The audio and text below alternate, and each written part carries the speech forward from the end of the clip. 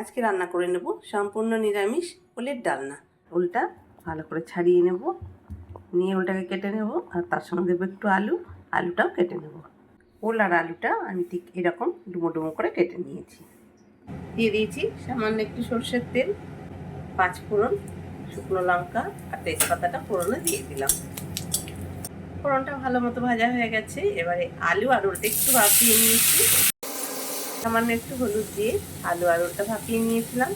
ওদিকে আলু আর ওলটা ভাজা হচ্ছে, এদিকে আমি একটা মশলা বানিয়ে নিয়ে নিলাম। একটু জিরে, কয়েক টুকরো আদা আর কাঁচা লঙ্কা দিয়ে দিলাম, আর একটুখানি সর্ষের তেল দিয়ে দেবো, টমেটো কুচি, কাশ্মীরি লঙ্কার গুঁড়ো, হলুদ, জিরে আদা লঙ্কা বাটা, পরিমাণ মতো লবণ।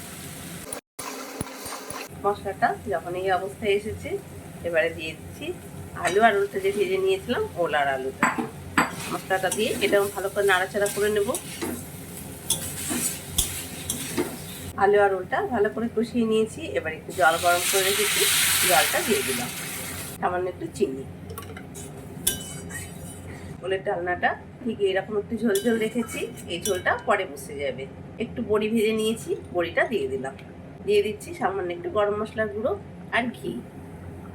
এইরকম ওলের ডালনা বাড়িতে রান্না করে নিতে পারেন, এটা কিন্তু খেতে অসাধারণ হয়।